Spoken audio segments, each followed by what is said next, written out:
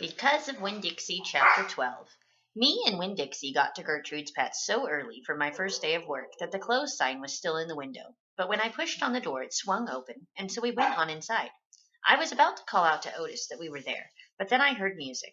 It was the prettiest music I have ever heard in my life.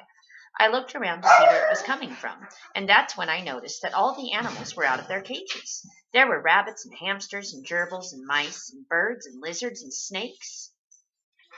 And they were all just sitting there on the floor like they had turned to stone, and Otis was standing in the middle of them. He was playing a guitar, and he had on a skinny, pointy-toed cowboy boots, and he was tapping them while he was playing the music. His eyes were closed, and he was smiling. Winn-Dixie got a dreamy kind of look on his face. He smiled really hard at Otis, and then he sneezed, and then his whiskers went all fuzzy, and then he sighed and kind of dropped to the floor with all the other animals. Just then Gertrude caught sight of Winn-Dixie. "Dog!" she croaked, and flew over and landed on his head. Otis looked up at me. He stopped playing his guitar, and the spell was broken. The rabbits started hopping, and the birds started flying, and the lizards started leaping, and the snakes started slithering, and Winn-Dixie started barking and chasing everything that was moving, and Otis shouted, "Help me!" For what seemed like a long time, me and Otis ran around trying to catch mice and gerbils and hamsters and snakes and lizards. We kept on bumping into each other and tripping over the animals, and Gertrude kept screaming, "Dog! Dog!" Every time I caught something, I put it back in the first cage I saw. I didn't care if it was the right cage or not. I just put it in and slammed the door. And the whole time I was chasing things, I was thinking that Otis must be some kind of snake charmer, the way he could play his guitar and make all the animals turn to stone.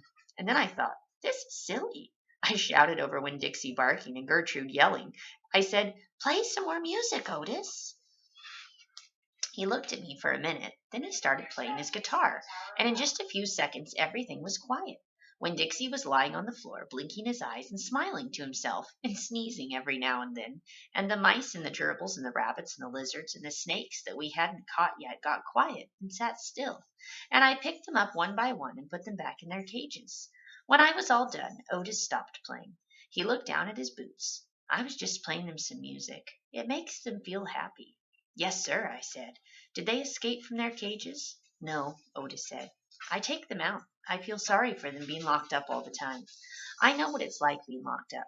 "You do?" I said. "I have been in jail," Otis said. He looked up at me real quick and then looked back down at his boots. "You have?" I said. "Never mind," said Otis. "Aren't you here to sweep the floor?" "Yes, sir," I told him. He walked over to the counter and started digging through a pile of things, and finally he came up with a broom. "Here," he said, "you should start sweeping." Only he must have gotten confused. He was holding out his guitar to me instead of the broom. "With your guitar?" I asked. He blushed and handed me the broom, and I started to work. I am a good sweeper. I swept the whole store and then dusted some of the shelves. The whole time I worked, Winn-Dixie followed me and Gertrude followed him, flying behind him and sitting on his head and his back and croaking real quiet to herself, "Dog, dog." When I was done, Otis thanked me. I left Gertrude's Pets thinking about how the preacher probably wouldn't like it very much that I was working for a criminal. Sweetie Pie Thomas was waiting for me right out front. "I seen that," she said. She stood there and sucked on her knuckle and stared at me. "Seen what?" I said. "I seen all them animals out of their cages and keeping real still. Is that man magic?" she asked. "Kind of," I told her. She hugged Winn-Dixie around the neck. "Just like this grocery store dog, right?" "Right," I said.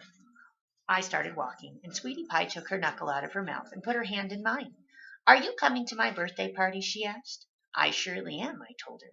"The theme is pink," she said. "I know it," I told her.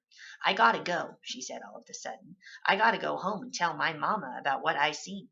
I live right down there in that yellow house. That's my mamma on the porch. You see her? She's waving at you." I waved at the woman on the porch, and she waved back, and I watched Sweetie Pie run off to tell her mamma about Otis being a magic man. It made me think about my mamma, and how I wanted to tell her the story about Otis charming all the animals. I was collecting stories for her.